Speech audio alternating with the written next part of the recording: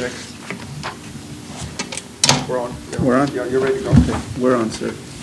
Okay, anything we have to do with microphones or anything to see if we're on? No, we're live. Okay. Ready to call the case.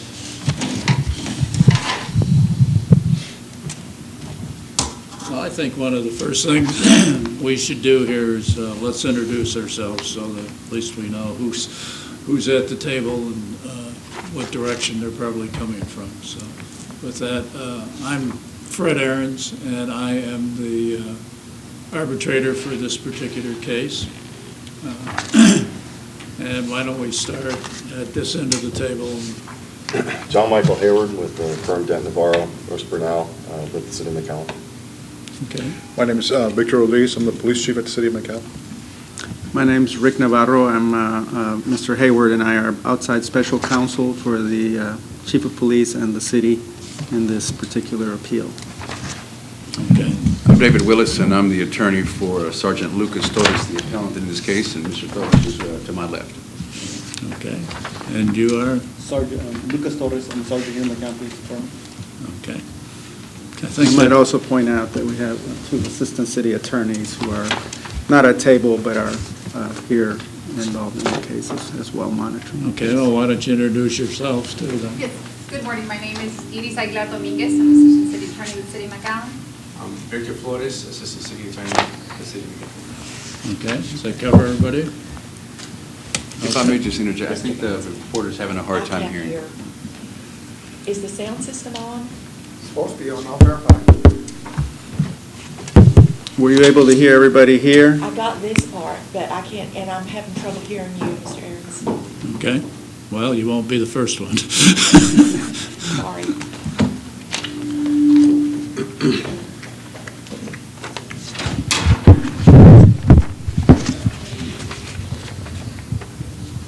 We'll try to speak up. Okay.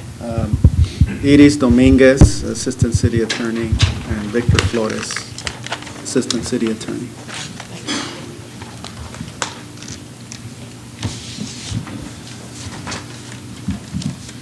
Okay. Why don't we put some numbers?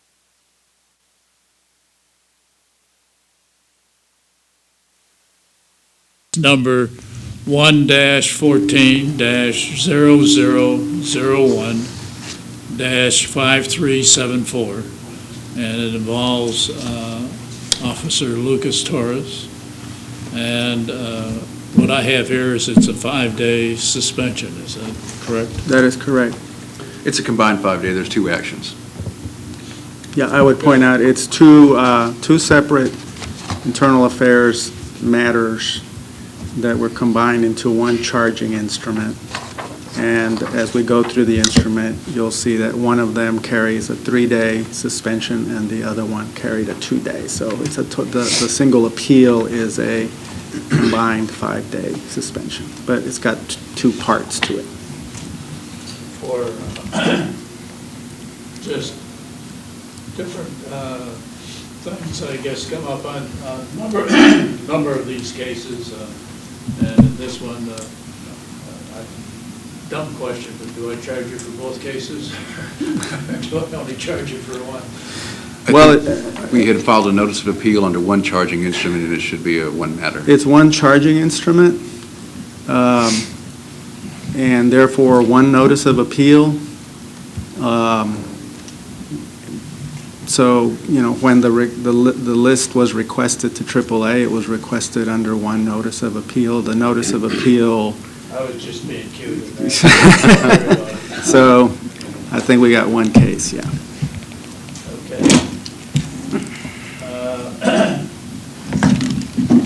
Normally, just to give you an idea of how I normally operate on these cases, is we'll go through and make sure that we've got all of the exhibits admitted, that are admitted without comment, I guess, or as joint exhibits, or whichever way you want to do it. And then, when that part is over, I usually ask the parties to give me a brief opening statement, because I don't know anything about this case, other than it was a 5-day suspension for you.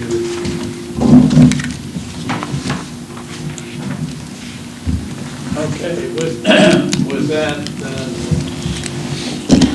would also point out that I don't know how long we're going to be here today, but I'll probably try and move it along because such thing as I'm from Dallas, so I've got plains and snow, rain, and anything else you can think of. So we'll see how we go there. And, I may come to the point to decide that we're better off not going to lunch than going to lunch. And if I do that, that's the reason.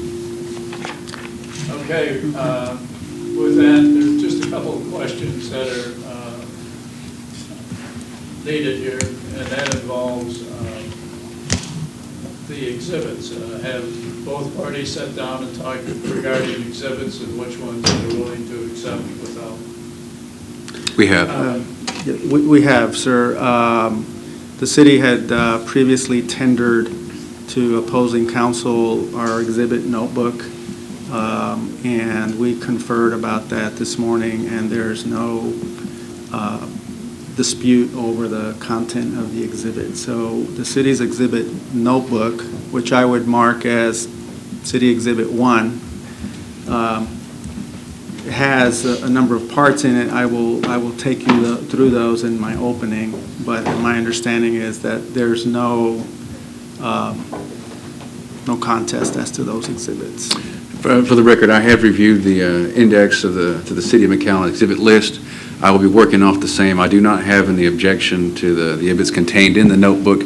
I've also made Mr. Navarro aware of 7 potential rebuttal exhibits. They may come in depending on the witness testimony. The authenticity of 6 of those has not been objected to. However, relevancy may be objected to at a subsequent time, and we'll leave that up to the testimony as it develops through the hearing. Okay, how do you want to, do you want me to declare that the city's exhibits are, City 1 is accepted and it's this complete notebook? I'm okay with that, and I think that he has them in individual tabs, and then the tabs are subsequently broken into Bates numbers. However, the city chooses to designate them as Exhibit 1, 2, or 5, I'm okay with. I'll try to follow along as best I can. I believe that the witnesses will be operating under the same notebook, and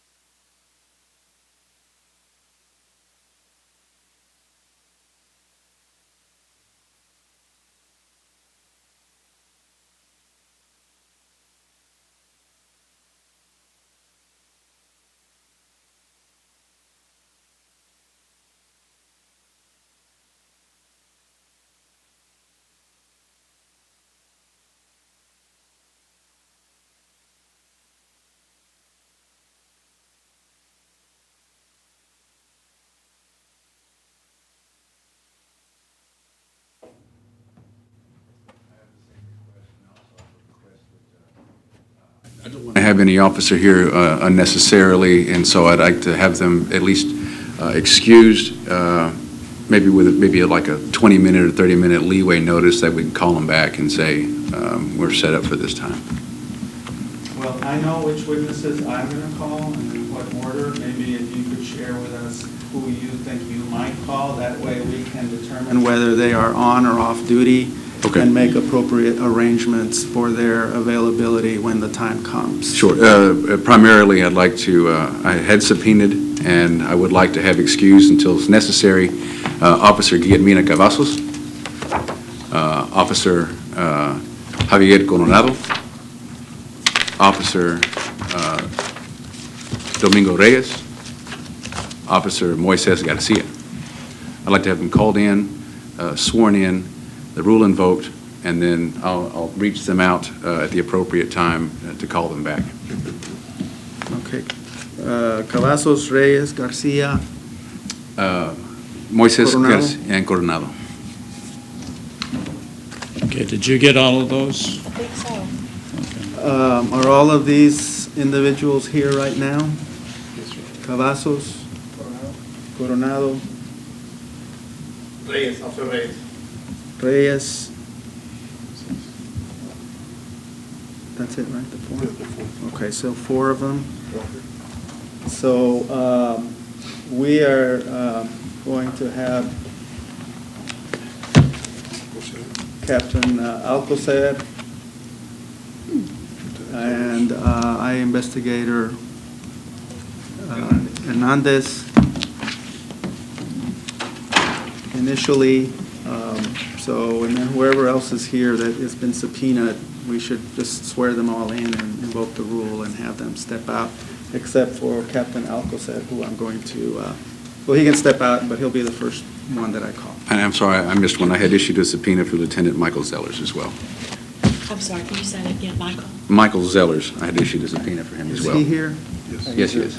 Oh, there he is, okay. Okay, So to help we this just- out, some of these requests for, in your subpoenas and whatnot, were part of the first case, and Yes, then sir. some were part of the second case, so that you keep the arbitrator on notice. Never mind. Okay, well, all the people who have been designated or talked to becoming witnesses, please stand up, and I'll just give the oath to everybody We that's just here. have them come up here to the front, that they can be. Okay. Yeah, you want to come up to the end of the table here? I'd also request that I could get their cell number so I can call them back whenever it's appropriate, or find some way to contact I've them. already prepared. That would be good. Would Who, have been nicer if you'd gotten it before. Yeah, maybe we can get a showing of hands as who is on duty right now. Cavazos, Zellers. We've made schedule arrangements for all of them to be here, so we've adjusted, Okay. and we'll.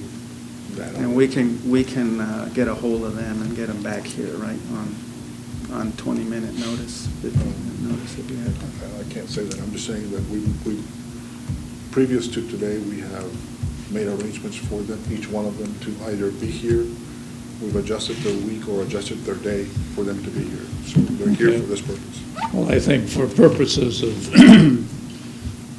this case and running along fairly smoothly, they should be available within a reasonable time, and I'm not sure how you do that. That's your job. And that's what I'm saying, they're clear to be here already, so they can, their day or schedule or their week has been adjusted in order for them to be here for this purpose, so they're not, they didn't get pulled off a shift this morning. Okay, well, Okay. the only thing that's happened is that there's, basically came down and decided that they can't say in the, Right, you just wait outside. okay. There's a waiting area. Is there a waiting outside, area? And as long as Okay. they're instructed not to discuss the case or watch it on the public access channel. Oh, I forgot about that. Yeah, I want to be careful about that. I keep, they should not be viewing the public access channel on this, assuming it's on. Then that's the only instruction I would ask from you. The two people that just came in, are they going to be witnesses too? Yes. You are going to be witnesses, I'm sorry? Yeah, they're potentially witnesses, yes. Okay, then all of you people who've been designated as potential witnesses or perhaps witnesses, depending on how the case is going, why don't you raise your right hand and do you swear or affirm that the testimony you're about to give in this case is the truth, the whole truth, and nothing but the truth? Yes, sir. Okay, now I'm going to admonish you that both sides have decided they want to sequester the witnesses. Now, that's a big name, but what it means is when you're sequestered, unfortunately, you have to leave the room and not listen to the testimony of the other witnesses. The reason we do that is I don't just want to hear one story from 20 people. That doesn't really do a whole lot of good. It's better to sit down and listen to what you have to say regarding what you're being put on the stand for. And that's the reason they get into this and apparently don't want the witnesses around so that they can sort of get their story together, or whatever you want to call it, and come that way. And I don't want that. What I want is I want to hear what you've done or what your contribution is to this case, and that's the reason for it. So you will unfortunately have to be left out of the room. And apparently, do we have two rooms, one room, or? There's, it's one large room, but it's got, like, it's not, It's an employee lounge Employee that's up lounge. here on the third Do the floor. parties so- have But they can, I don't know, there's other areas in the city hall. Have any objections to them both being in the same room? As long as they abide by the rule, I don't have an objection to them being in the same room. Okay, well, abiding by the rule means don't talk about it. Okay, any questions from any of the witnesses? If not, I guess you can then go on and, Okay, Captain much- Alcocer will be our first witness, That's so fine. he You can can wait stay. outside the door. We'll be calling him in shortly.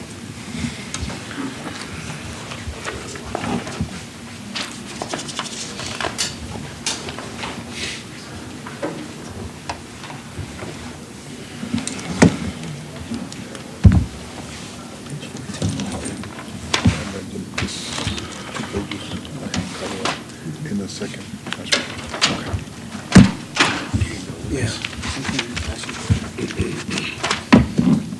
okay, Sergeant Torres, I usually ask this question anyway. Have you been in a proceeding like this before? Well, yes, I've been in an arbitration hearing before, once. Okay, well, I just want to know if you've been through the loops or Yeah, I've been. are familiar with what's going on anyway, okay?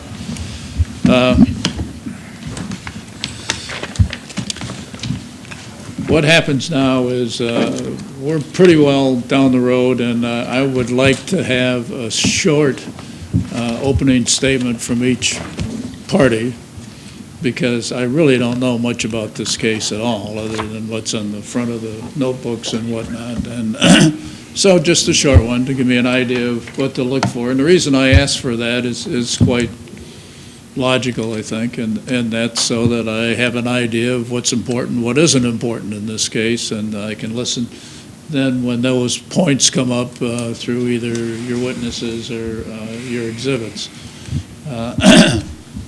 So, and again, this is a disciplinary case, so the city gets the joy of going first, I guess, for lack of a better word, and then when they're done, well, you've been in arbitration before, so you understand how this goes. Okay, well, the city basically goes first and proves, or tries to establish their case, and then when they're done, you'll get an opportunity to go ahead and have your case presented. You also, your attorney will have an opportunity to cross-examine the witnesses of the city, and vice versa. The city can cross-examine your witnesses, too. And with that, we'll try and move along at a reasonable pace here today and see if we can't get this case done in a normal fashion. Now,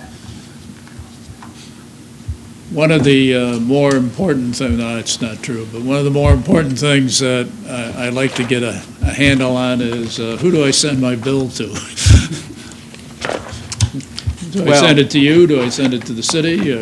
Well, as you know, usually these are 50/50 bills. What we're used to is we get the same invoice from the hearing examiner, arbitrator, to both sides, with the understanding that each side is responsible for 50% of it. So if you send it to my office, we will handle our half on behalf of the city, and presumably opposing counsel will deal with his half on his end. That's correct. Just for,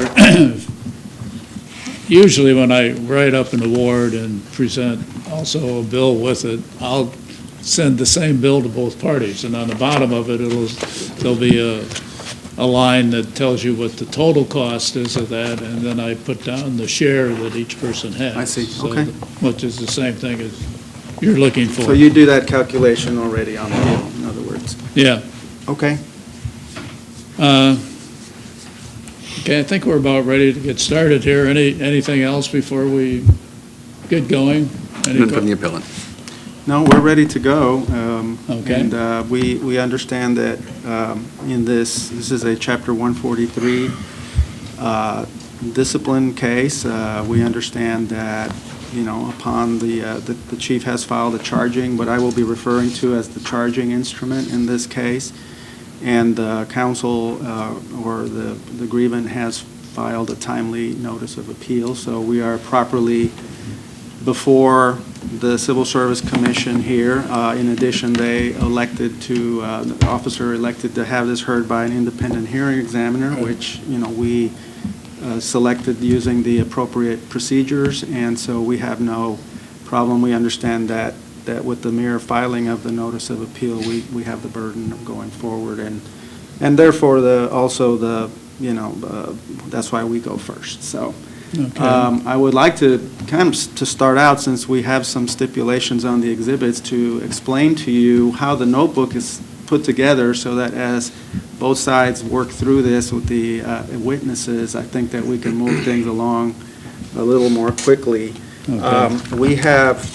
Just before we get started, let me just make one comment. If you Okay. all don't mind, I would like a stipulation, and I normally ask for it, that I have been properly selected and have been properly selected, and and have been given the authority to go ahead and issue an award in this matter. Appellant so stipulates. Yeah, that's fine, we agree. There's no arbitrability or jurisdictional issues or timeliness issues in this case. Good. Okay. Okay. Do you want to go ahead? Well, sir, Rick Navarro, on behalf of the city and Police Chief Victor Rodriguez, we had marked preliminarily the city's Exhibit Number 1, which is that notebook in front of you. Copies have been tendered to opposing counsel. I have a copy for the witnesses. I think it would be helpful to explain to you how that notebook is put together, because as we said, the case started out as a single internal affairs investigation, and then during the course of that investigation, another matter arose involving Sergeant Torres, and that matter was processed at some point parallel with this one, and in the end resulted in a single disciplinary charge. So if you will open that notebook, you will see that it is organized, the way I usually organize these is that under tab, there's a lot of tabs that will make a lot more sense once I explain it, but under tab 1A is the charging instrument itself. This is the instrument that Chief Rodriguez filed with the Civil Service Commission, and it explains the reasons, the underlying factual findings made by the chief, and then the rules that are implicated by the findings of misconduct and the imposition of the discipline. In this case, as we go through that instrument, you will see that there is, both matters are handled within the instrument, independent of each other, and one resulted in a 3-day suspension and the other resulted in a 2-day. I also provide, for the convenience of yourself and the process, under 1B, a copy of the underlying rules cited in the charging instrument. That's just for easy reference as to what the actual rules are. And that's there's no legal requirement for that, but I found that it is useful in the testimony to have those handy. And finally, I have included under 1C the notice of appeal that was filed, and just again so that the record is clear that when it was filed, that there's no issue as to timeliness and that there's no issue as to the proper language in it as far as setting the case up to be heard by a hearing examiner. So that's there for your convenience as well. Okay. And so you'll see that as 1A, B, and C in the notebook. Under tab 2A, we have both investigative files. And one file is, the IA file has the number OPR. OPR stands for Office of Professional Responsibility. This is the arm of the department that works for the chief that supervises, performance and discipline of the law enforcement body for the city of McAllen. That first case has a number of 2014-35. You'll probably hear me referring to that as the 035 case. Sometimes it will be referred to as the rumors case, and this is the one that involves an initial complaint by an officer, Cavazos, Guillermina Cavazos, making allegations. For now, I'll just globally say in the nature of sexual harassment type allegations against a Lieutenant Zellers. That's the nature of the complaint that first came up in that case, and that was the focus of the investigative efforts by the department. I'll go a little more into detail in that in a moment. Similarly, under 2B, you're going to see another OPR case, 2014-054. The 054 case, which is we call the ticket case, shorthand, involves an allegation that came forward while the first case was being investigated, involving a complaint that Sergeant Torres had, I'll say, interfered in the issuance of a seatbelt citation with another officer while he was off duty and had no responsibility or obligations to do so. So that case is a little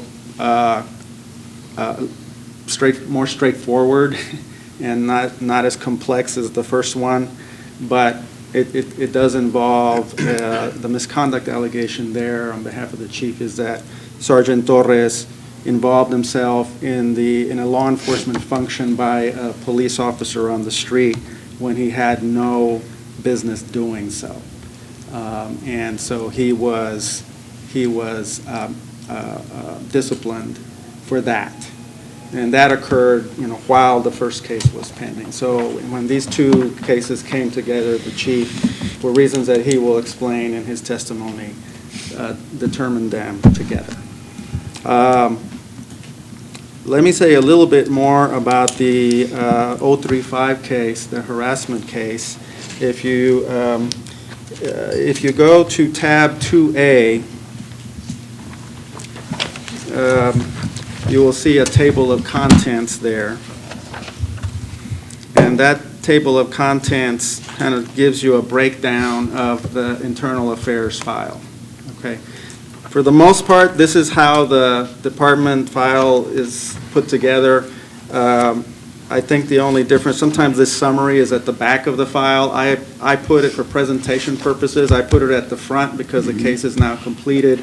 And I find that the summary, for your purposes, since like you said, you're coming to this with a clean slate, the summary is a good way for you to kind of get a quick view of what that case is about. All the detail is behind it, and the detail is what we will be discussing through the witnesses.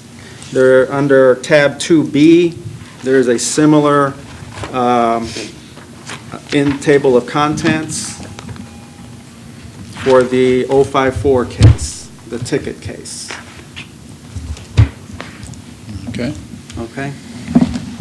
And just to orient you, you should have a 2B. Yeah.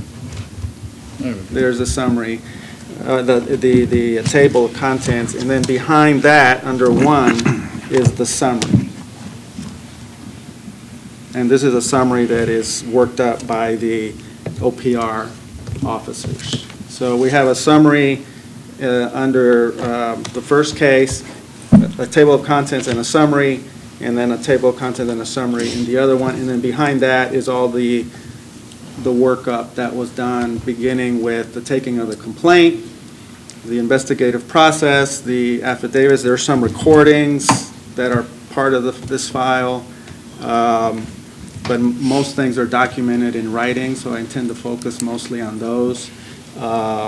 And we will have, there were two IA investigators here. We'll have one of them explain the file and what was done and when.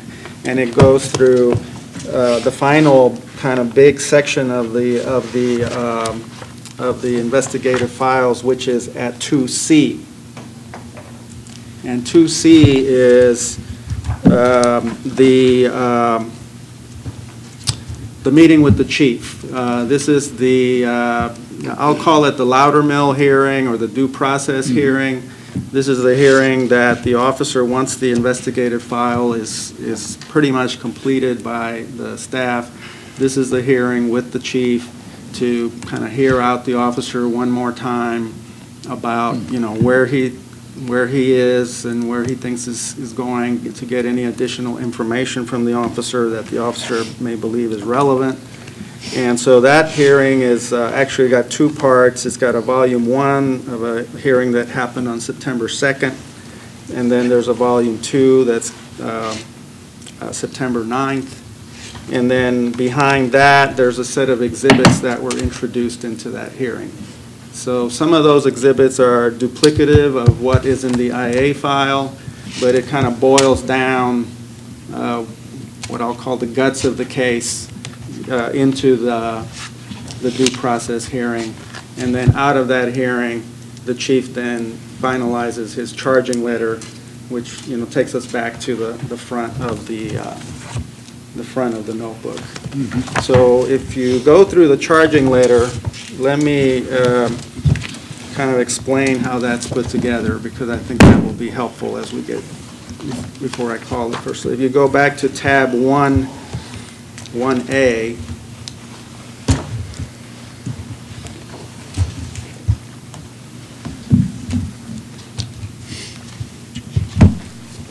you will see there, sir, a discipline order, essentially, directed to Tom Longoria, the Director of the Civil Service Commission, from the Chief of Police, regarding Sergeant Lucas Torres, a disciplinary suspension of 5 days. And so this letter is authored by the police chief and provides a summary of the investigative process, the findings that he makes regarding, what happened, what is supported in the record and supported in the evidence. Necessarily includes, any credibility determinations that the chief has to make about, what to believe and what evidence there is to support it. He then applies the applicable rules. If he determines that the misconduct has occurred, he applies the applicable rules, and then at the end evaluates the appropriate level of discipline for the misconduct that he has found. You'll notice in the first page, sir, in the way that this is blended, that on page 1 of that instrument, he starts out the first paragraph. This is directed to Mr. Longoria about the officer, which is, that's kind of a standard Chapter 143 approach to this. And in the second paragraph is what refers to what I'm calling the 3-5 case, the harassment case. And it basically says that Sergeant Torres engaged in making statements to another sergeant about a rumored relationship between 2 other employees here, Officer Cavazos and alleging comments by Zellers. That's a short paragraph about what that complaint is and what it involves. And then the second case, which starts on May 27, 2014, addresses the second incident, which involves the claim that a citizen who had been stopped for a traffic a seatbelt violation, and who, in my understanding, is a former employee of the police department, was not an employee at the time, but was a former employee, and so someone who was known to the officers, apparently communicated with Sergeant Torres regarding that citation. Sergeant Torres, the evidence will support that he was off duty at the time. The evidence will support that he then proceeded to make a series of communications through the dispatch to get a hold of the officer that issued the citation, had a conversation with that officer. The citation ended up being changed to a warning, it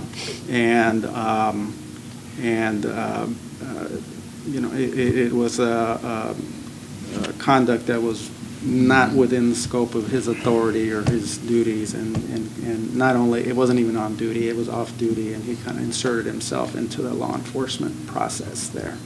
So the chief will explain more about how he views that conduct and why it's a problem for him, and why he determined that it deserves discipline. So those are the two cases, and then as you work through the appeal, the chief will lay out, what the officer's duties and obligations are, what is expected of the officer. He will lay out then the points, the chronological points at which the officer was notified, a summary of what work was done to investigate, and then kind of a summary of the preliminary findings, a summary of the final findings. If you just kind of work through the instrument, it lays all of that out, and then applies the applicable rules to the findings that the chief makes, and then applies the appropriate discipline at the very end. So that is how that case, our case will, in terms of being presented here, will kind of run along these lines. So this is kind of an outline. Obviously, I'm not, I'm going to package and condense things so that we don't have, there's a lot of hours of investigative work that went into this. Obviously, we're not going to spend that kind of time hashing every little detail, but we will present to you the most pertinent material aspects of it through some key witnesses, and hopefully give you a good understanding of what's important in the case.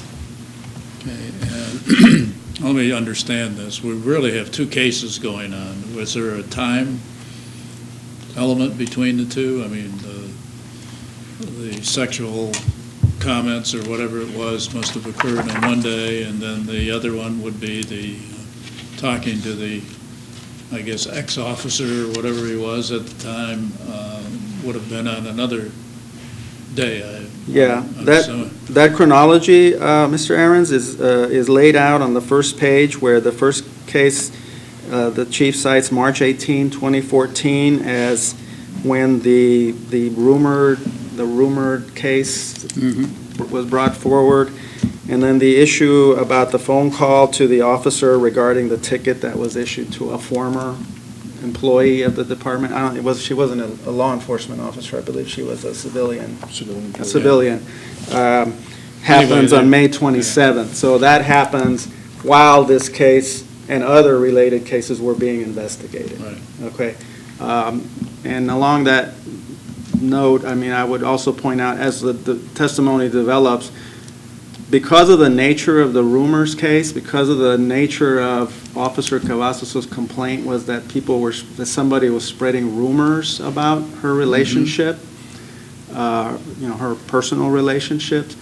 That started out initially as focused on Lieutenant Zellers as a target. However, during the course of that investigation, a number of other people were also investigated. And so there's actually a series of IA files that were generated here involving different individuals. The only one that on which there was this one that you have before you, the 3.5, is the one that resulted in the focus on Sergeant Torres's conduct. Okay. There's another one, a separate case against Zellers that resulted in some agreed discipline as to him, but not arising out of this complaint, arising out of a different complaint. And then there are other cases that are unfounded, okay? So I just mention that because those are all materials that were part of the chief's effort to really kind of ferret out what was going on and what the allegations were. It resulted in a lot of unfounded determinations, and the only ones that were founded, one was handled through an agreed discipline, and then this one was handled through an imposed discipline. So there will be, you'll hear some discussion. Now, all those other files are unfounded, and they remain G-file material, privileged G-file material, but I want you to understand that this didn't involve just these two cases. There was a number of things that were looked at, and so you may hear something about the work that was done by OPR in that respect, okay? Just so that we don't get confused about that. So that's our case. At the conclusion of it, I think you will find that the factual aspects of the misconduct that the chief determined is more than adequately supported by the record. There's going to be some controversy about how it's characterized. So I think the factual conduct itself is not going to be any real dispute on. How it's characterized or what it means or doesn't mean is where I see our differences of opinion with Sergeant Torres. But in the end, I think you will find that the chief had just cause to impose, just cause to support the findings that he makes, and that his discipline was proportionate and reasonable under the circumstances as to both matters. So that's going to be, that is our case, and I will try to present it to you in as concise and clear a manner as I can. I don't know if you're aware of it, but I also sat on the panel for the city of Houston, so. Oh, were you on that panel? Okay. Yeah, I'm familiar with it. A lot of what you talk about gets handled sometimes in other cases similar to that. One thing I'd like to know, though, was the sergeant in this case then basically disciplined for 5 days, so both of the, I guess both of the charges were kind of put together, and he got 5 days as a suspension for it? He was disciplined in the order separately. If you look at the back, he's given 3 days on the harassment, on the rumors case, and he's given 2 days on the ticket case. My thought was that all done in one time period? Yes. So he was off work for 5 days, basically. He has served that suspension period. Yes, he has. Sorry? It's 3 days for, Did I get it backwards? 3 days from March. Yes. Okay. I'm sorry. 3 for the March incident and 2 for the. I misheard you, I'm sorry. Yeah, 3 for the March and 2 for the other one. That's on page 8 of the charging letter. That's why I'm just trying to get the lay of the land here. Yeah. So that's what, and so because they came up together, and I think the other consideration that the chief had there is that one of those had involved a lot of allegations that were pretty old, and so there was some question about whether the conduct fell outside the 180-day period. That issue of how old the conduct was and when the department knew about it or should have known about it was a factor in the chief's evaluation of this, and so he just in the end pulled these two together and dealt with them as one disciplinary charge. That's you'll hear from the chief as to the reasons why he pulled that together like that. Okay. With that, do you want to give a brief opening statement, or do you want to wait until it's your turn? I'd like to give an opening statement with Okay. your permission. Again, for the purpose of the record, I'm David Willis, and I represent Sergeant Lucas Torres in this appeal. Sergeant Lucas Torres has been with the McAllen Police Department for 29 years. His last disciplinary suspension was in 1986. Sergeant Lucas Torres is what's good about the McAllen Police Department. There are 2 administrative actions against him, one stemming from an incident that allegedly occurred on March 18th, 2014, and the second which allegedly occurred on March the 27th, 2014. The facts made the basis of the investigations against Sergeant Lucas Torres, and the way that those facts were investigated and determined reflects the worst of the McAllen Police Department. It demonstrates a systemic problem in the ways in which sexual harassment complaints are handled within this department, the effect that it has on people on the front lines, such as Sergeant Lucas Torres, and what they choose to do with information that they hear about these kind of problems, and the concerted goal, a direct, results-oriented investigation. What you will see, and what this binder demonstrates, is that on March 18th, 2016, Sergeant Lucas Torres was in a captain's meeting, in the sergeant's meeting, wherein Lieutenant Michael Zellers came in there and was inquiring about the sick leave use of Patrol Officer Guillermina Cavazos. And what you will also see is that on March 17th, Guillermina Cavazos then spoke to another sergeant and said, I have this issue with Lieutenant Zellers about looking into my timesheets. What's the problem? And then Guillermina Cavazos told that other sergeant that she had a problem with Lieutenant Zellers in a sexual harassment nature. She described problems that she had with this man prior to her entry in the academy when she was working at the front desk as a civilian employee.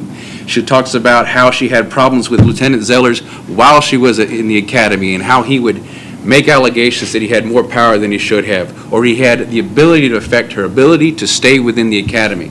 She described to this sergeant the problems that she had with Lieutenant Zellers after she had completed the academy. Those items were then taken up to a Lieutenant Mario Alberto Garcia, who then referred those up to Captain Alcocer, who will be the very first witness that this hearing examiner then hears from. And then what you'll see here, and what these documents demonstrate, is that Captain Alcocer then took the complaint, questioned the complaint, challenged the complainant on the ability to even question Lieutenant Zellers' role, and then had her rewrite her IDC, her complaint. After that IDC was then written, a series of investigations occurred. And you will see conflicting story after conflicting story. As time progressed on, again, the initial complaint was investigated on March 18th, 2014. A subsequent, and what Mr. Navarro referenced, a subsequent investigation transpired wherein Lieutenant Zellers was investigated for other elements of sexual harassment. And that happened on March the 12th, 2014. As the investigations were transpiring and as they progressed, the hearing examiner will see proof that on May the 27th, 2014, 13 days after the complaint and the investigation was lodged against Lieutenant Zellers for sexual harassment against other actions, Lieutenant Zellers then had Officer Domingo Reyes and Officer Moises Garcia create interdepartmental communications implicating him in another matter, what they call the ticket case. Lieutenant Zellers ordered these people to start another complaint against Lucas Torres for something else. The investigations continue. On the very day that Lieutenant Zellers ordered Moises Garcia and ordered Domingo Reyes to create IDCs, the Office of Professional Responsibility and Joe Hernandez, the investigator, then create another affidavit that, in essence, throws my client under the bus. The nature of the rumors case is as follows: that Lieutenant Zellers had told David Cavazos and other people that he had been seeing Guillermina Cavazos, that she dumped him, and that she acted certain ways when they were intimate. On the very day that Lieutenant Zellers instructed Domingo Reyes and Moises Garcia to create an IDC implicating him in another matter, the ticket case, Joe Hernandez of the Office of Professional Responsibility created an affidavit disproving that very allegation of the rumors. Then, and of the worst and most important consequence, the Office of Professional Responsibility then drafted an affidavit without her presence and had Guillermina Cavazos sign something that she did not write, wherein she then recants her two previous interdepartmental communications establishing a pattern of sexual harassment by Lieutenant Zellers. That was done prior to her entry into that room, and she was then asked to sign it. It is a systemic problem within this department, and it is something that this man, a good man, would not tolerate. And all that he actually even did was he warned the boyfriend of Guillermina Cavazos that Lieutenant Zellers is looking at you. And that's it. And on that basis, he has been suspended for 2 days for allegedly having a ticket changed, and he's being suspended 3 days for allegedly spreading rumors. I think that the hearing examiner will see, and perhaps the subsequent briefing will better demonstrate that the initial charging documents, the things that my client was asked to respond to, were far more accusatory. They in essence said that my client instructed Domingo Reyes to change a seatbelt warning, that my client was disparaging or discrediting another supervisor.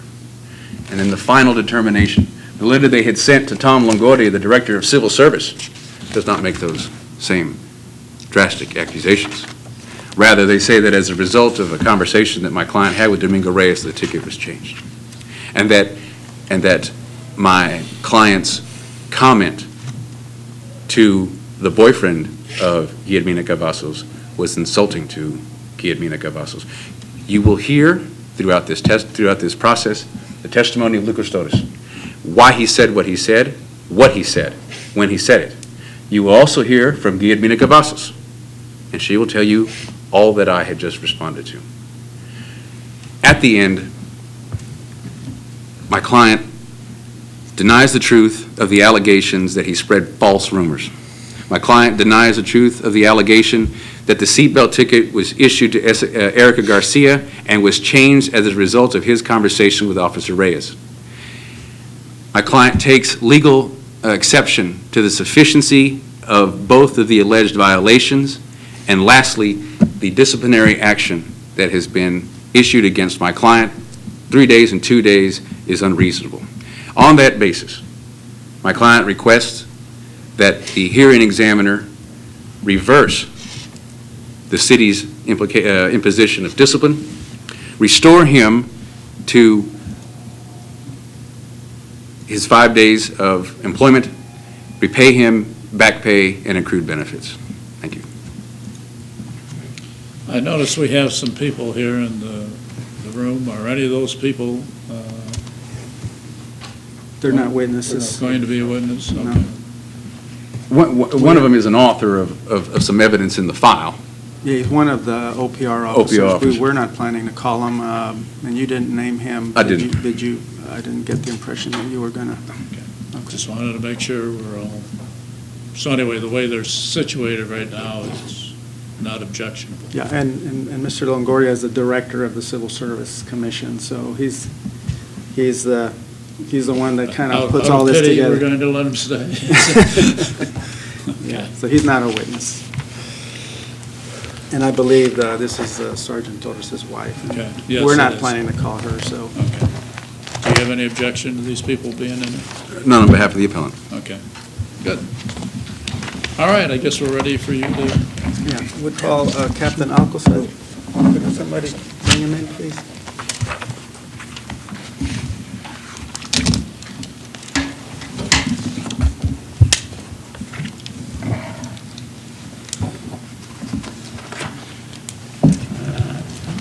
can you hear everybody okay? Pretty well. Bagley? Yes, yes. Should we move you down to this part of the table? Well, now that we're talking here, I think they'll be facing me, so I'll be able to hear this better. Okay.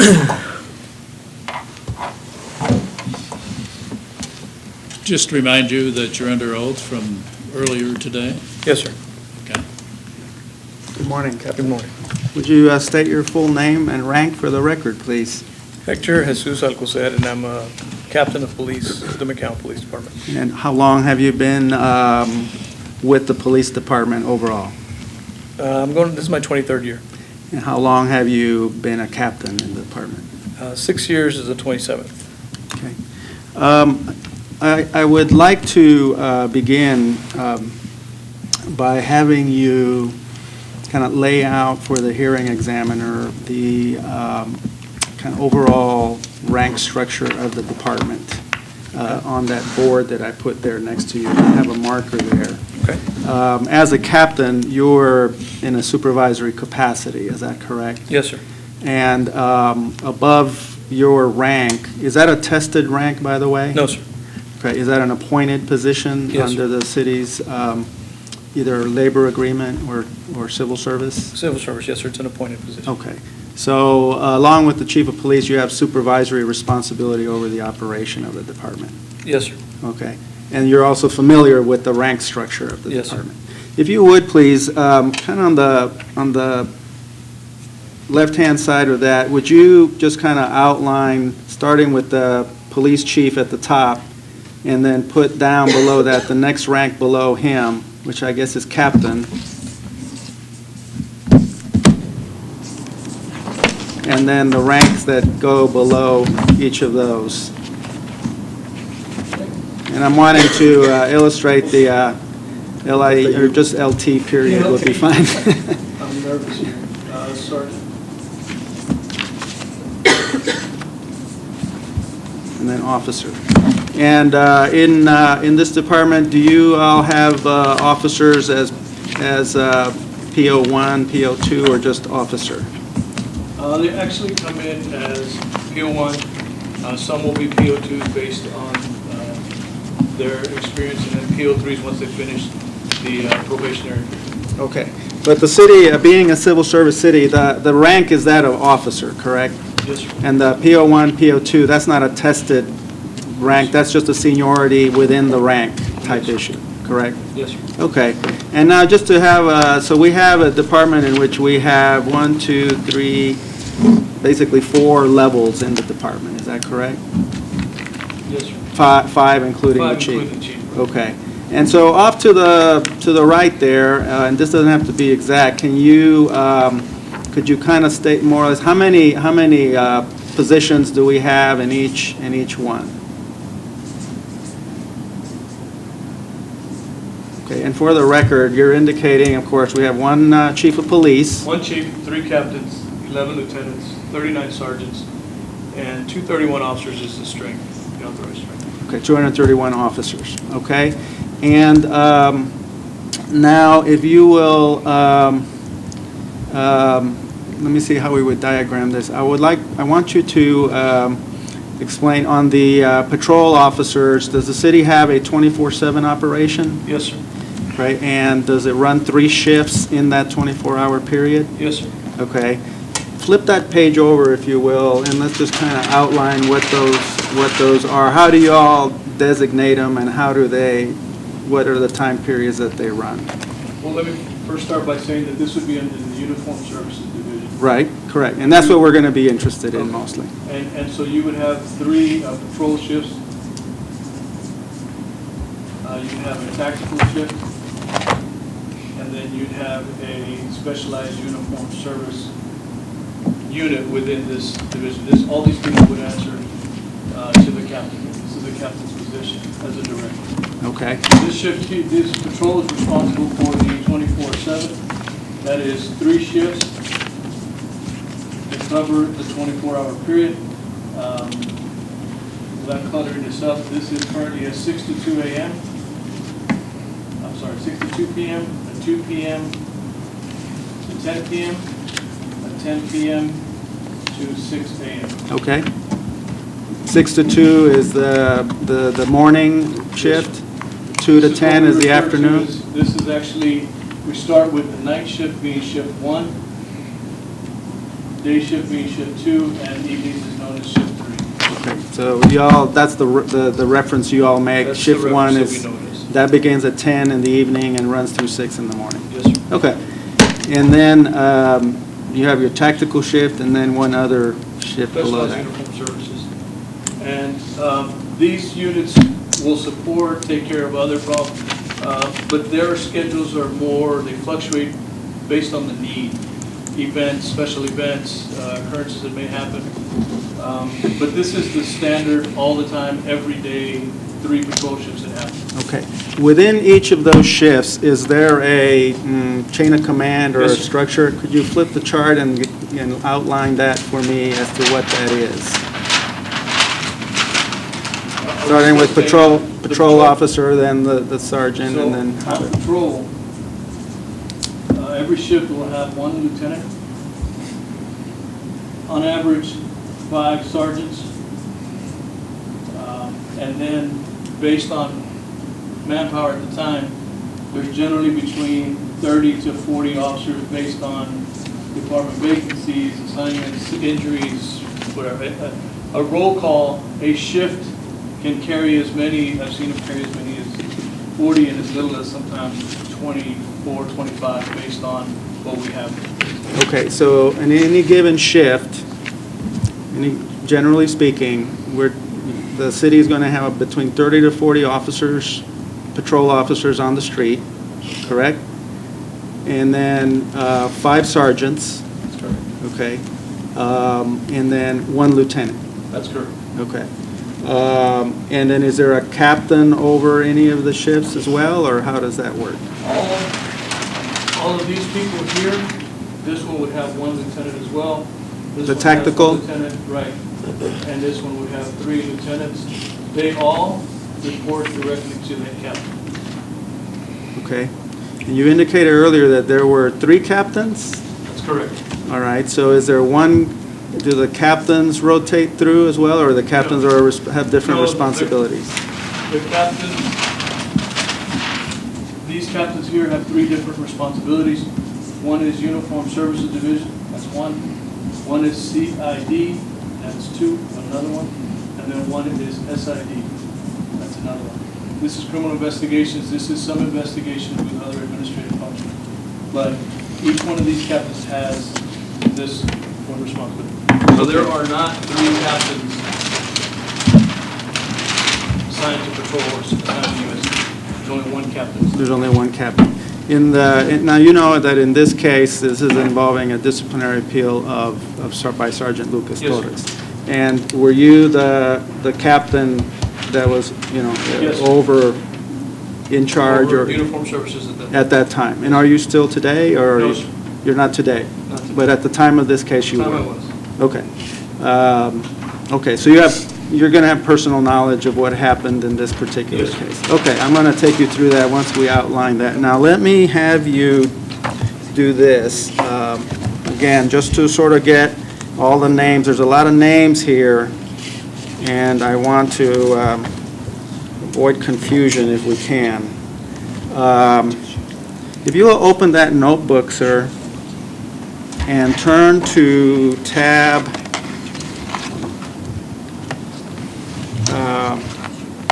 2A. And then under that is a tab 1.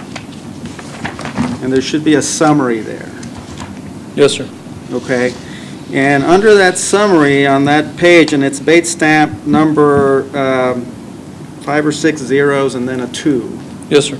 Okay. And in that summary, it has a listing of the names involved. Do you see that? Yes, sir. Are you familiar with all of those names? Yes, sir. Okay. Would you, and I see that number 1 here is your name, Yes, sir. Captain. That's you, and I'm assuming this is your badge number. Is that correct? It's my employee number, sir. Your employee number? Yes, sir. Okay. And then if you would go through, sir, and identify each of these individuals and their rank, and then I'm going to take you through a little bit where they plugged in at the time so that the hearing examiner has a point of reference about who's who and where they were in the operational aspect of Yes, sir. the incident, okay? Number 2 is Lieutenant Mario Garcia. He was a lieutenant assigned to uniformed service at the time. He's the watch commander, the shift lieutenant. What Or particular shift, do you know? Yes, give me a second. He was on evening shift, Okay. shift 3. And by the way, those move, right? Yes, and that's what makes it, that every 3 months, there's a rotation, and in order to maintain efficiency, lieutenants may rotate in one direction and sergeants rotate in another direction. So to the best of my recollection, Lieutenant Mario Garcia at that time was the shift 3 lieutenant.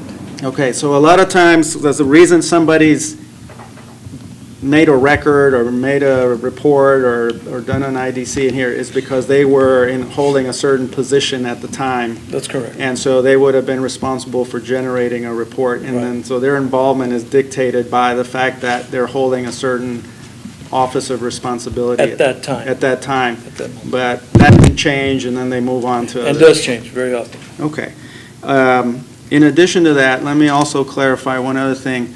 It's also possible, is it not, that during, at any particular time, an officer may be holding an acting position? Yes, sir. Yes. Okay, so it's possible for someone, if, let's say that you have, you're missing a lieutenant, then it's possible to have someone, a sergeant, Yes, the sir. next rank down, step up.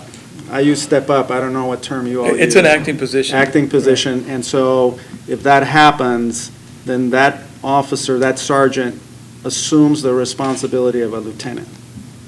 Yes, sir. And there's an order that comes with that. Correct. Because once somebody's appointed an acting position, personnel order comes out because they receive the pay during that time as well. Correct. So during that time, the chief will come out with a personnel order saying this person is working in this capacity and has all the responsibilities and duties of that person in that position. And for purposes of the chain of command, someone in an acting position, even though they don't have a permanent classification in that rank, they are to be treated as if they were Absolutely. holding that rank. And are responsible as that. And not are just- responsible Right. for that rank. Okay, so I just wanted to kind of clarify that. And, all right, so then we have Officer Guillermina Cavazos. Who is she? Yes, sir. She's a patrol officer on shift 3, or on Lieutenant Mario Garcia's shift during this time. Okay, Number 4 is Sergeant Javier Coronado. He is a sergeant. At the time, I believe he's on shift 1 under Lieutenant Zavala, which is not on here. Number 5 is Sergeant Elizabeth Trevino. Sergeant Elizabeth Trevino at the time is working for Lieutenant Mario Garcia on shift 3. Sergeant Yolanda Flores is working in shift 2 under Lieutenant Mike Zellers. Number 7, Sergeant David Cavazos is assigned to shift 2 under Mike Zellers. Number 8 is Lieutenant Mike Zellers, who is assigned as the lieutenant, the watch commander on shift 2 at the time. And Sergeant Lucas Torres is, I believe at that time, under Lieutenant Zavala on shift 1. It really escapes me on which assignment he has at that time. okay, and we'll clarify that as we go along. And by the way, Mr. Aarons, I wanted to point out that I usually use the witness exhibit notebook as the one that I give to the court reporter. So these other notebooks are for personal use. If you need to Understand. make notes in yours, that's not going to be the one that goes into the record. It'll be the one that the witnesses are using. So just for your information on that. Okay, so that's kind of the way things looked at the time in terms of all these individuals. Yes, sir. And everyone involved here, we're all talking about uniformed services. Yes, sir. And we're talking about that at around this time, different people are on different shifts and are responsible. The chain of command is different for each one in each shift. Yes, sir. Okay, and in Lieutenant Zeller's, being a lieutenant would have been one of the higher ranking officers. He would have been one of the lieutenants in uniform service. As a lieutenant on a uniformed services, does a lieutenant have responsibility to supervise and monitor sick leave utilization, scheduling, that kind of thing? Yes, sir. Now, let me turn your attention now more to the case at hand. If you turn to 2 tabs more over to number 3, okay, this tab here, it starts at date stamp page 15 and runs through 38. And when I say bait stamp, sir, I'm referring to the numbers that were applied by my office at the bottom right-hand corner of the document. Okay? How did this matter involving a complaint by Officer Cavazos first come to your attention? Trying to get to my IDC here real quick.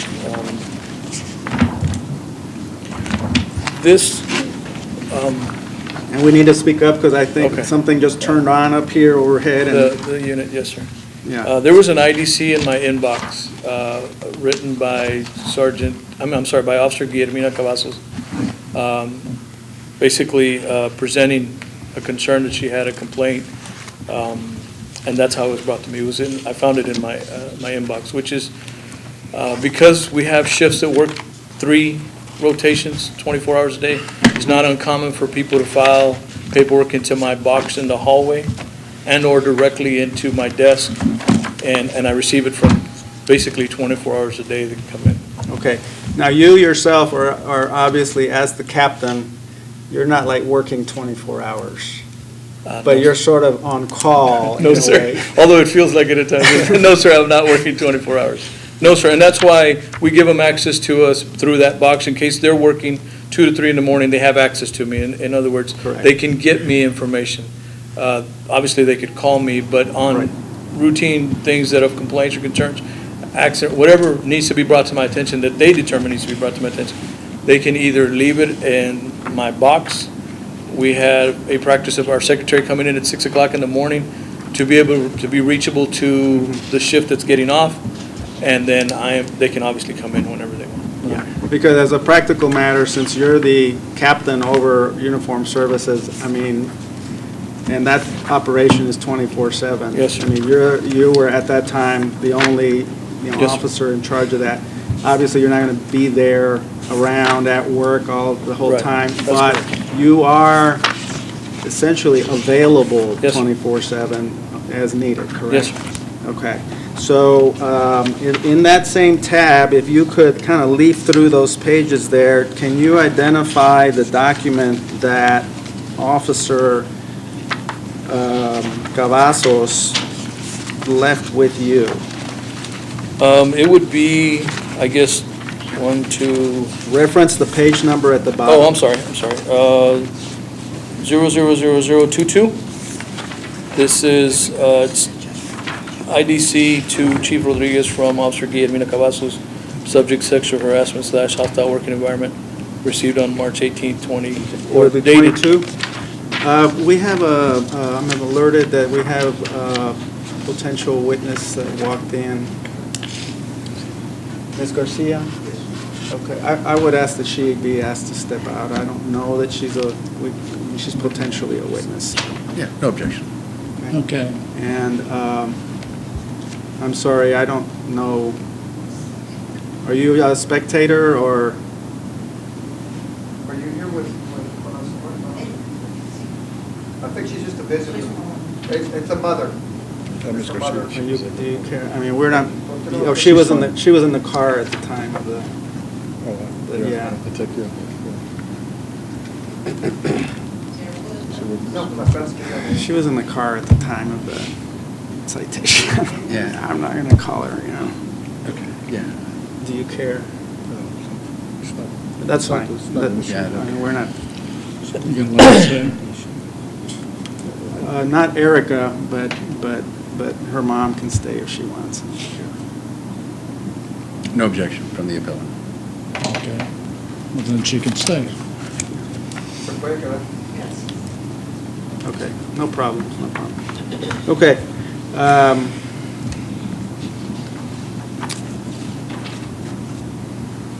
I'm sorry, sir, I got distracted. So what pages were you identifying? 000022. 22? Okay. So as I'm looking at Exhibit 22, it looks like an IDC from Officer Guillermina Cavazos directed to the chief. Subject, sexual harassment, hostile working environment, and dated March 18th. Is that the document that came to your attention first? Yes, sir. Okay? And so tell us what do you do with this, with something like this? Well, obviously, the first thing I do is review it. I can tell you that my first concern would have been here is that the lieutenant didn't sign this, the watch commander, and so therefore, lieutenants should have review of the things that are happening on their shift and concerns, unless it was directed towards them, which in here I didn't note anything that was directed towards Lieutenant Mario Garcia. Then it goes in line that I would ask to meet with the lieutenant and the officer. Okay, so what you're saying is that the IDC shows up in your inbox. The protocol on it would have been that, since it's coming from an officer, that it go up the chain of command. Right. And the chain of command would have involved a lieutenant. Right. And at this point in time, that lieutenant would have been Mario Garcia. Right. And so what you're looking at is noting that it does not appear that Lieutenant Garcia has reviewed this or looked at this. Is that correct? That's correct. And that's what you're saying, okay? Right. Beyond that, and what I hear you saying is that requirement would not be necessary if there's a complaint in here that in fact involves that lieutenant. That's correct. Okay, so Then the employee's allowed to bypass their immediate supervisor if the complaint is on them to the next, And which go would be me. straight up, so. But I didn't read any of that. Okay, so as you read through the content, there's no content in there that leads you to believe that this involves an allegation or complaint against Lieutenant Mario Garcia. Right. Okay, so then do you come back to the question of why didn't Lieutenant Garcia look at Well, this? that's one of the questions. The other thing is that this is an inquiry, and by policy, this needs to go to the chief of police. But I also have a responsibility to make sure that when this gets to the chief of police, that anybody who may be involved has had an opportunity to present their side of the story, at least in this aspect. So I need to get more information. Okay, now, you've used the term inquiry. Now, can you kind of describe what that means as far as your work, your job? What do you mean by an inquiry, and what does that obligate you to do as you understand your duties? As I understand my duties, an inquiry is someone's brought something to my attention that potentially could be misconduct, unacceptable behavior. It could be anything as simple as reporting a lost piece of equipment. I have to inquire on what the employee is saying, and I have to, at least I feel like I need to provide as much information to the chief of police so that when he gets this, he has an accurate picture, or as close as I can get it to him at that time. Okay? So for me, an inquiry is if there's a few people that are mentioned in here, that I get what their side of the story is. This is what's being said, tell me what you have to say. It is not I say inquiry because I don't have a discussion with him about, I don't dig into it per se. I don't investigate it. It's really just, this is what's being said, tell me what you have to say about it. Okay? I also say inquiry because an investigation can only be ordered by the chief of police. So I'm not investigating this. I just want to provide him the information that he needs to make a determination. I want to be as thorough as I can, basically, Okay. in providing him information. In other words, you don't have the authority to authorize an internal affairs investigation on your own? No, sir. Okay, that's a prerogative that the chief keeps to himself. That's correct. However, you do provide whatever relevant information you're able to gather. I'm assuming that you anticipate the chief's questions to you. That's about correct. I mean, things as best you I can. think it's one of my responsibilities to be as thorough as I can within my responsibilities, within my supervisory responsibilities about finding out. Somebody tells me that something's wrong, then I need to tell him as much about it as I can in this inquiry.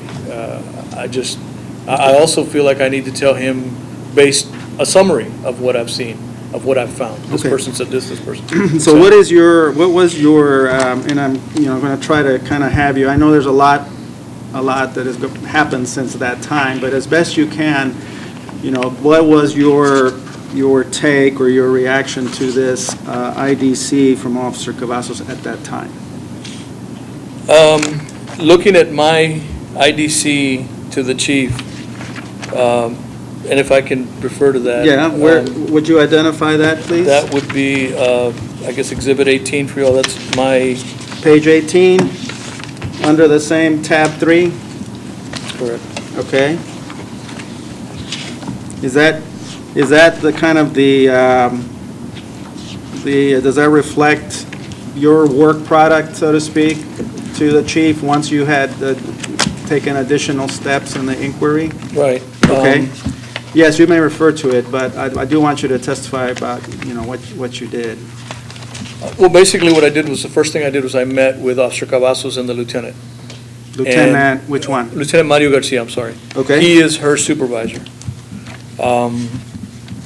I wanted to, at least in my view, this document was saying a lot of things that needed some sort of explanation. It wasn't clear to me what the complaint was. There was a lot of things that were being said, but in a sense, I wanted to know, what is your complaint? There's a lot of things in here that I couldn't get any clarity from. That may have been, I'm sure there could be a lot of reasons why I couldn't get any clarity from it, but I wanted to meet with her and get kind of in a face-to-face, what is it you're trying to tell me? Especially so when I go through this, when I meet with her, I go through her IDC with her. Okay. And this is basically a brief synopsis of what we talk about. In the end, after it looks, just reviewing on this. In other words, your IDC at page 18 is a synopsis of everything you did. Of what's been done, right? Okay. And to include myself and the statements have been collected, what people have said. I think there's a reference in here to what Sergeant Coronado says, what Sergeant Torres says, what Lieutenant Zellers, that I met with him and directed him to give me this concern. And that's basically what I feel my role is in this, is to get everybody to answer to what's been said here. Okay. In the end, it looks like my opinion was that that I'm unable to conclude that Lieutenant Zeller spread rumors as alleged by her, but I also felt like it was possible that, in my opinion, that Sergeant Torres may have violated policy by failing to report this misconduct and discrediting a supervisor. If there was actually some truth to what he was saying, or not truth to it, that's not the appropriate way to handle this, to talk to another sergeant about it. Okay, well, let me break that down a little bit more first. And so let me ask you this. So after you met with Officer Cavazos over her memo and Lieutenant Mario Garcia, did you also ask, did you get clarification from Cavazos about what it was she was complaining about? To some degree, because as mentioned here, as I start asking her, okay, let's talk about this IDC, and I asked her a couple of questions, and about this. At one point, she says, those are not my words, Captain. So that kind of intrigued me. What do you mean these are not your words? Well, Sergeant Trevino kind of sat me down and told me what to write through this. Okay, who is Sergeant Trevino? Sergeant Elizabeth Trevino is one of the sergeants on Sergeant Lieutenant Mario Garcia's shift, shift Okay. 3. So in that meeting with Cavazos, did you learn from her that she had previously met with Sergeant Elizabeth Trevino? Yes. And can you say whether Sergeant Elizabeth Trevino would have been in Officer Cavazos's chain of command? Well, the mere fact that she's a sergeant puts her in that chain of command. Okay. So Yes. there's nothing wrong with her No. having talked to Sergeant No. Elizabeth Trevino, correct? She's a supervisor. Okay, so you learned that she had contacted her, That's correct. but during the course of it sounds like during the course of your meeting with her, she represented to you that this memo was not authored by her, it was authored by Sergeant Trevino. That's correct. And in that meeting, I basically say, okay, look, go and sit down with Lieutenant Garcia. I want this in your words. Don't worry about saying it proper or saying it, just tell me what is your complaint? And I tried to keep it in that format. Tell me what your complaint is so that I can address it. Was that your way of dealing with her basically saying, well, yeah, it's from me, but I didn't author it? That's correct. So you said, well, fine, That's fine, right. why don't we get one from you that you authored? And I wasn't, Is that- I'm not going is to that not pay correct? attention to the fact that she may have a legitimate complaint, and I want to find out what that is. But in the process of inquiring with her, her statement of, that's not really my words, well then, to me, that just kind of omits this. It's not really her writing, but I want to pay attention to the fact that she may have a complaint. So I give her the opportunity to tell me in your words what this is. In this meeting, I also directed Lieutenant Mario Garcia to check into the sick leave, because there was a question about sick leave where she had said, Lieutenant Zellers is checking into my sick leave and he's not in my chain of command. So I discussed with her, do you understand the chain of command? He's a lieutenant, he can inquire here, he can, and here she says, yeah, yes, he's in my chain of command. Was that part of her complaint, that Lieutenant Zellers was checking into her sick leave To the utilization? best of my memory, it was one of the things that she was concerned about, that she had brought on this, that he was inquiring her on her sick leave, and he basically had no right to or shouldn't be, or something to that effect. Okay, now, previously I had you kind of outline there the chain of command. Would Lieutenant Zellers have been authorized to make inquiries about sick leave utilization of officers? Yes. And so what was the nature of her complaint there, that he didn't have that authority? And that's why I wanted to meet with her. It wasn't real clear to me. What is your concern here? What is the complaint? Because as I read it, I kind of had the same question. What is the nature of your complaint? A supervisor is checking into your sick leave. That's not out of the realm of what we do here. So maybe I'm missing something. That's why I took the opportunity to meet with her, try to figure out, some of this stuff, explain it to me. Were you able to get any clarification in that verbal meeting with her? Yeah, based on her IDC, I think at one point she turns in another IDC and says, okay, yeah, we talked, I understand that he's in my chain of command. However, she had a different concern. And what was that? I think her concern was more along the lines that he was spreading rumors. There was being rumors spread about her. By Zellers? No, that he was inquiring and that this was all somehow connected to rumors. And I'm going based off, I haven't read Mike Zeller's response or his response, but her concern shifted, for lack of a better term right now. It went from, he's in my chain of command, he shouldn't be checking. Once we have a discussion about, explain to me how you don't think he should be checking, he's a lieutenant here. No, okay, I get it. When she writes her next response, it's, okay, I understand that, but my concern now is there's rumors being spread about me, Lieutenant Zellers has some interest in me, and some other things that start along.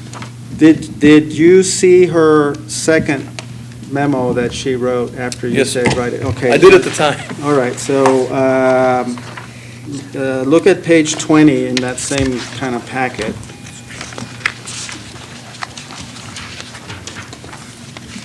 Yes, sir. Well, let me see, no, actually, I'm trying to see if I can find her next one. The one that you got is dated March 18, 2014. That's at date stamp page 22. That's correct. There's another one behind that Stamp 25. at 25, page 25, that's dated 3/21 from her. Yes, sir, and this is, it's coming a little bit clearer now, where she Is says, this the clarification? Yes, Well, I'll call the first clarification memo. right, I understand that he does have the right to look into my sick leave, address issues to my supervisors, although I feel he's looking into my sick leave and not into others. As of now, it's been brought to my attention that only mention my name and address this issue with my supervisors. Okay. And then he So- goes on to say, it's not about him looking into my sick leave, it's about finding out that Lieutenant Sellers has been saying certain people from this department were in a relation, and that's what I mean by the shift. It went from, okay, I understand, he can check on it, and he's looking in my leave, but that's not really my complaint. My complaint is about these rumors, and it shifts in that direction. Okay. And does she, in that same memo, then say that what she had learned about what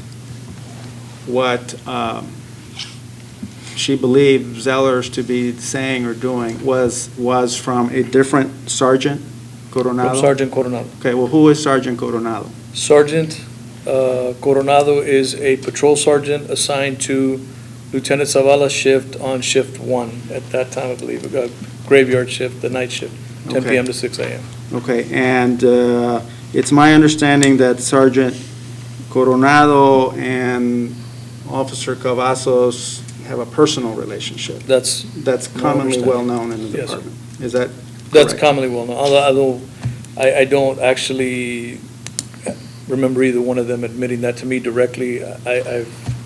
I think it's commonly known as mentioned, but I don't.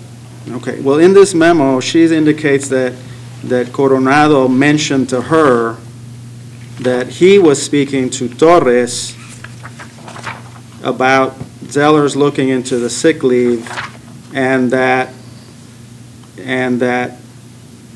Sergeant Coronado had told her that Sergeant Torres had said that the reason Zellers was looking into it was because he was jealous. I mean, that's in the third paragraph of this clarification memo.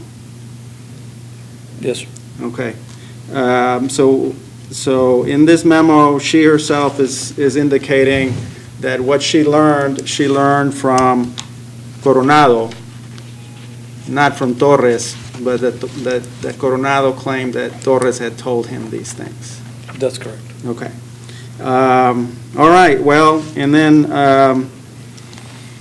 she gives a little more background about how that evolved and whatnot. What was your next action with this IDC from Cavazos dated 3/21? First of all, did you satisfy yourself that she had now put things in her own hand? I was satisfied that we were closer to her complaint, which is the spreading of rumors. Okay. I was satisfied at this point, but I will say that this he said type of is not very easy to, kind of put together for the chief. I had some concerns about that, so I started asking for, give me your response, this is what's being said to you, so that my intent was so that when the chief of police reads this, he's not reading one person saying, he said, this kind of stuff. Yeah, we have several layers of he Right, said right. this, she said that, and then To the best that I could at that time, I thought, let me at least get their side of what they did, and they submitted their IDCs. Okay, so what else, follow-up, did you do as part of your inquiry after this? I'm trying to refer to my IDC here. It says that I met with Sergeant Torres. I directed him to provide information on the spreading of rumors. Sergeant Torres indicated that this was about 2 years ago, so I've got his response on at least part of that conversation. Sergeant Coronado responds, and he gives them information. based on what I had, at that time, I pretty much gathered those up and started preparing preparing my synopsis of this, and forwarding it to the chief of police. Okay, well, let's just kind of go through that, because I think that there's a number of steps, other steps that you took as a component of your inquiry before you forwarded this to the chief of police, correct? And they're outlined in your memo of 4/15/2014. Right, at page 18, starting at page Yes. 18? Okay, so, so now you've gotten the first clarification from Cavazos in her IDC of 321, and you summarize it there a little bit in that last paragraph of page 1 of your memo. Yes. Okay, and then you indicate that on 327, you met with Zellers and had him respond to the allegation of rumors. Is that correct? That's correct. Okay, did you talk to him as well about it? Did he affirm, deny, or what was his verbal communications to you? You know, Mr. Navarro, I don't, that's not how I do it. Okay, I feel like that would be an investigation. okay, I don't get into, did you do this, did you not do this, you know? What I tell them is, this allegation has been made. I've got this inquiry here saying that this happened. Give me your response to that. written response. Written response. Okay. At least from my view, if there's going to be questions about, did this, did it not happen, if there's going to be some fact-finding stuff, that'll happen after the investigation is done. I'm going to give them an opportunity, just on its face, this is what was said, provided in writing. And that's the reason why in your memo you say that in his IDC, his meaning Zellers' IDC, dated 3/27, you're just sort of summarizing Right. what he says. Right. And then the IDC is part of your Right. inquiry packet, and that's what goes, one of the things that goes to the chief. Is that correct? That's correct. Also, just to further that, if you look towards the bottom, based on these attached documents, it's not based on necessarily in this case, based on my interviews or other evidence that I found or anything else. It's based on what's been reported to me. Okay. It looks like in his IDC, Zellers also acknowledges that, yes, he had been making inquiries about sick leave abuse involving Cavazos and Coronado. That's correct. And then you indicate that you, on 331, you did the same process with Sergeant Coronado. Yes. Okay. And in that IDC from Coronado, he indicates that it was Sergeant Lucas Torres that had told him that that Zellers might be motivated by jealousy. That's correct. Now,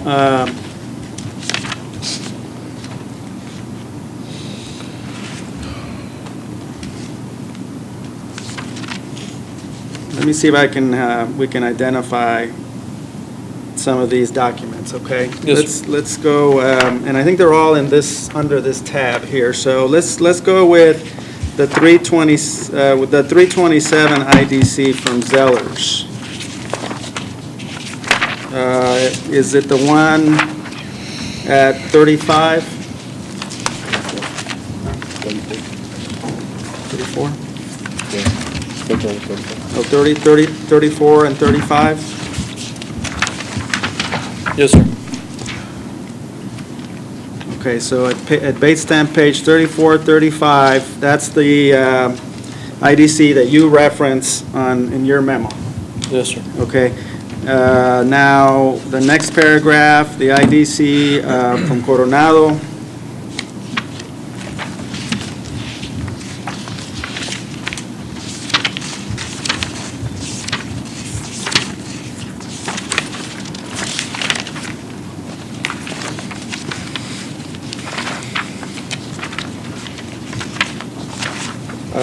I'm looking at one on page 29. Yes, sir. Okay, so at page 29 is the IDC from Coronado, Yes, sir. okay?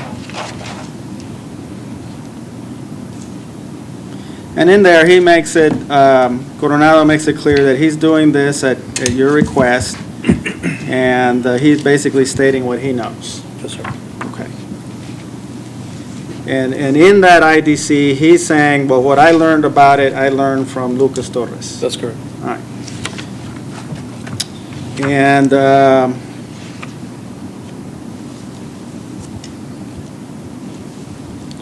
then on 3/31/2014, you met with Sergeant Torres and did the same thing. Yes, sir. Okay, so let's identify his.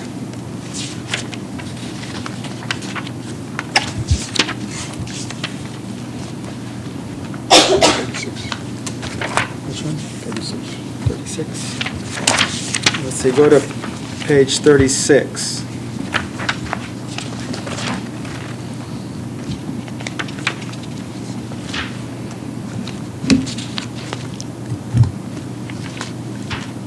And that's an IDC dated April 7.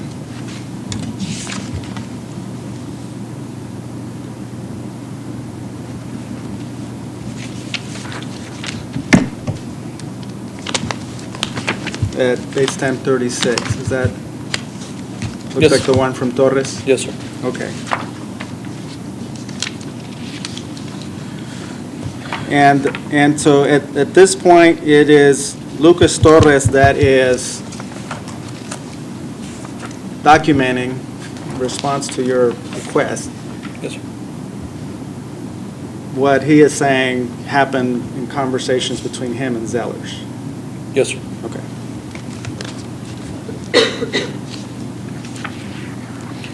Now, when you got the IDC back from Zellers, did he deny engaging in this conduct?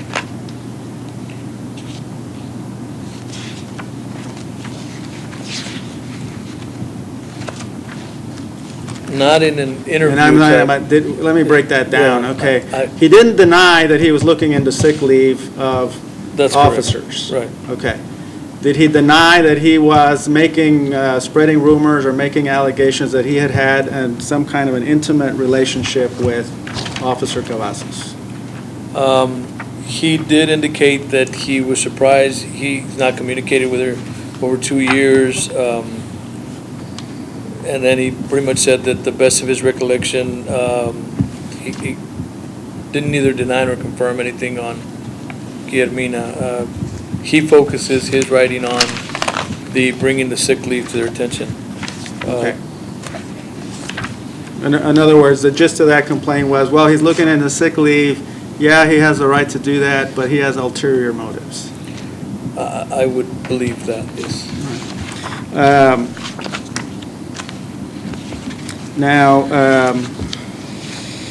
in your memo to the chief, on the last 3 paragraphs, it looks like you kind of reached some conclusions or preliminary conclusions about your inquiry. Is that correct? Yes, sir. Okay, so in the first one, you say, based on the attached documents, I am unable to conclude that Zeller spread rumors as alleged by Officer Cavazos, and I am unable to determine a policy violation. That's correct. Okay, and that's just based on what you were able to gather. Right. All right. And is that because there was like conflicting evidence about it, or that there was no supporting evidence, or Well- how were you approaching that issue? I was approaching it in that Sergeant Coronado heard it from Torres. Officer Cavazos heard it from Sergeant Coronado. The allegation is that Lieutenant Zellers is spreading rumor, and the only conversation that's documented here between Lieutenant Zellers and Sergeant Torres says he does, and then Lieutenant Zellers says, I don't spread any rumors about anybody. So I've got one saying yes, one saying no, and despite the question is not to me, are rumors being spread? The question to me is Lieutenant Zeller spreading these rumors? And so all of this other stuff, for me, I have to address that Lieutenant Zellers is spreading rumors. That's the complaint. And in that, I have Lieutenant Zeller saying he didn't spread rumors, and I have Sergeant Torres saying yes, he did.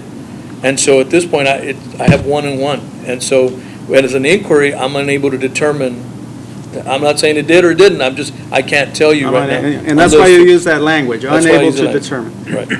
And so did you carry that as far as you could, as best you could? I felt I did, and then the next two are, I'm sorry, the next one is, the next two is that I make mention of it, during this inquiry, there are some rumors being spread. And based on this, Sergeant Coronado is telling me that this happened, and there's not a denial on Sergeant Torres that he talked to them, that he talked with each other. But there is pretty obvious to me that Sergeant Coronado spreads that rumor with an officer, Guillermina Cavazos. He passed on some information without knowing if it was true or not. Okay, and did Coronado say that, but he heard from Torres? Yes. Okay, so Coronado, who has a boyfriend-girlfriend relationship with Cavazos, hears from Torres that the reason Zellers might be looking into sick leave is because he's jealous of Cavazos. Right. Okay. Then Coronado turns around and goes and talks to Cavazos and tells him these things Right. about Zellers. And then that is what triggers Cavazos basically to say going my to Sergeant Trevino first, Right. correct? And then eventually doing the first IDC that ends up in your inbox. That's correct. Okay, and so you're coming at this for the first time after a lot of other things have happened, but you're looking at it for the first time when that memo from Cavazos is in your inbox. Yes, sir. Okay, and so your work after that in this inquiry was to sort of unravel as best you could all the pieces of the puzzle. Yes, sir. Okay. In the context of that inquiry, you had determined that it was Sergeant Torres who had first made this kind of allegation about Zellers's, motives towards Cavazos to Coronado, Sergeant Coronado, Cavazos' boyfriend. Right. Well, what I find on here is based on Sergeant Torres' statement. It's not so much about the rumors here. It's that Sergeant Torres says, 2 years ago, I was told something, and what he's being told is potentially misconduct.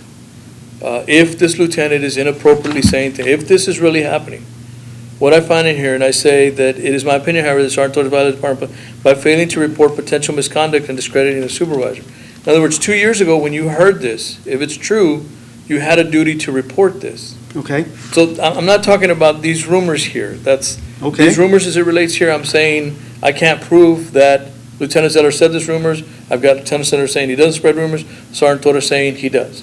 Okay? Okay? What I'm saying is, as I read this, I'm being told that 2 years ago, I heard something wrong. And in those 2 years, by Torres is telling you, I Right. was aware of misconduct by a 2 years lieutenant ago. 2 years ago. Right, and All right. I didn't do anything. So that's what I'm bringing out here. I'm not addressing, and I just feel the responsibility to tell the chief, by the way, in this is what I find. I also find, not just limited to Sergeant Torres, I also say it's also my opinion that Sergeant Coronado, when he's told by a sergeant, if he is told that they're jealous, that he passes that information on to an officer. He obtained that information as a sergeant of police. And if they're in a personal relationship, I'm not diving into that. What I'm saying is you passed on information that you didn't know was true or not true. Those are rumors. I mean, it should have not gotten that far. So those are my opinions of this inquiry. At that point in time. At that point. At that point in time. And so this is where the memo goes to the chief. Yes, sir. All right.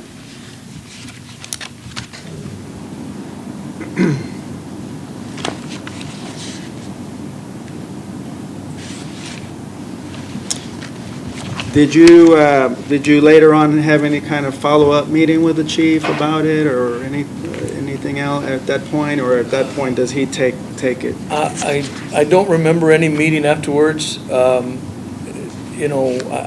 don't recall anything else about this. Obviously, there was something that was done, I just don't remember participating. At the beginning of on page 15, there's a document called personnel complaint. it looks like at this point in time, it has a 035 number on it. I mean, at the point when you turned your material over to the chief, there's no OPR number as yet, is that correct? I would not know. You would know that? I don't, when it comes to OPR investigations, internal, I don't have anything, no knowledge. If it's Anything else? directed, I'm not called in to told that this will be directed, I'm not counseled with, I'm not, my packet is there.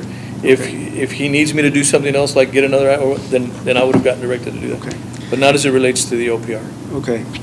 Let me move on now and direct your attention to another incident.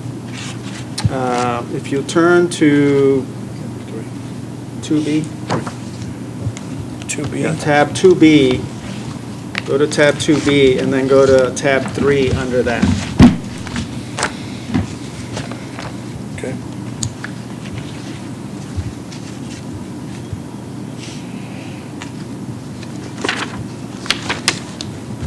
And that starts at page 14. This is a separate OPR case now, involving what we're calling the ticket case. And at page 17 is another similar memo from you to the chief regarding Sergeant Torres. Let's take a quick look at that.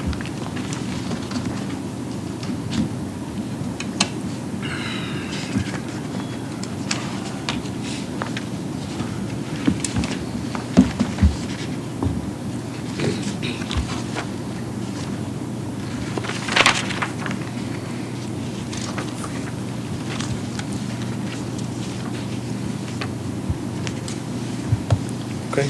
Now,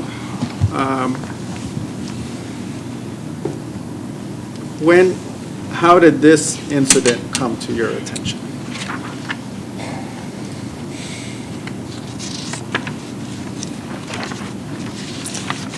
I have to go based on what I have here. That's fine, you can, refresh your I memory mean- through it's your Yeah. memo, right? Yes, it's my memo. How it gets started with me can be as simple as someone passing in the hall saying something and I say, no, Understand. you need to put that in writing, Understand. or it formally coming in as in Ms. Cavazos. Well, look at the documents in that tab there, and it appears to me that you kind of went through the same process here, but I just want to get what The process you would did. probably be very similar. I just can't honestly tell you that it started because Officer Moises Garcia came in and told me he was upset, he just heard this. Where's Domingo Reyes? I don't know how the initial concern was brought to my attention, but I do know that once it was brought to my attention, I directed it to be formalized. What was the nature of the concern? Basically, Domingo Reyes was working step detail. What does that mean? We receive a comprehensive grant for enforcing certain infractions, red lights, seat belts, speeding, certain zones.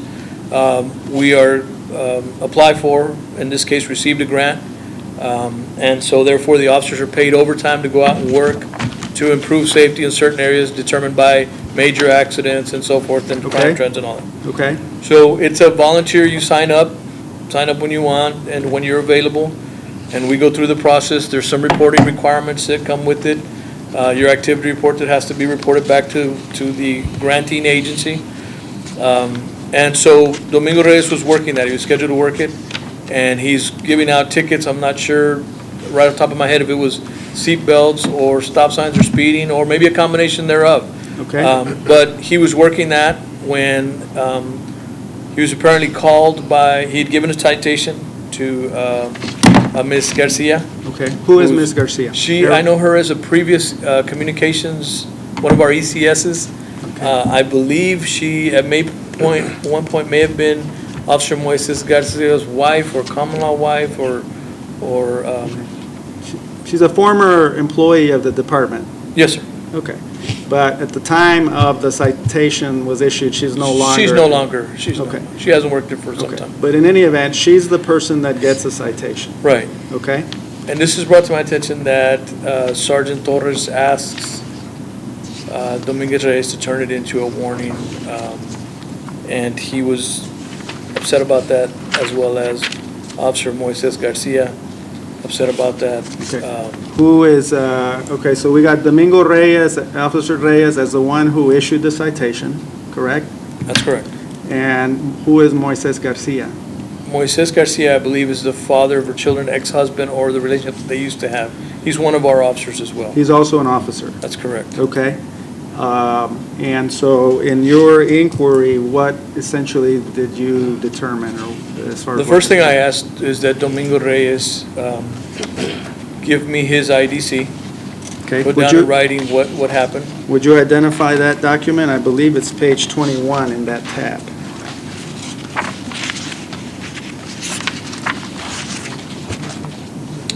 Yes, Okay.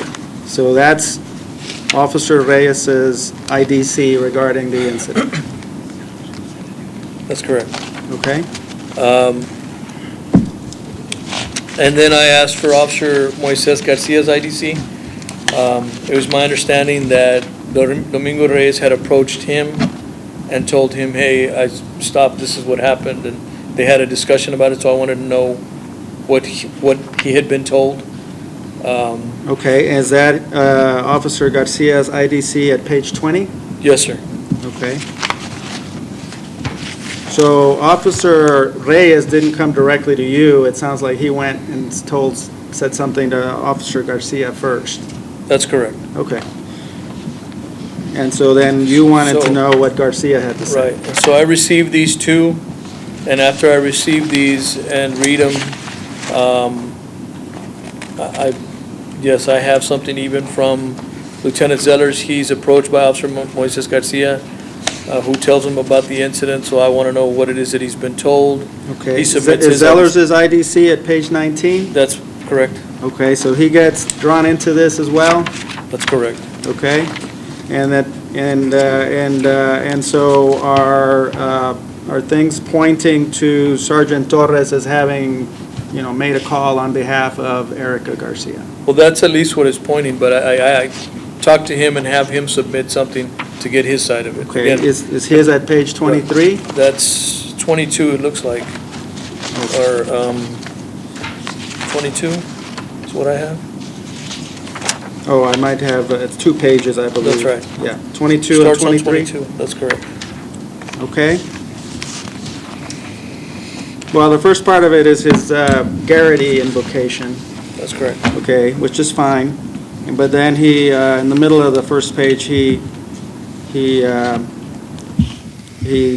goes into the facts. That's correct. Okay. So, what did you, it looks like then you at some point forwarded this to the chief with the information you had. That's correct. Okay. And what was your conclusion or opinion at that point?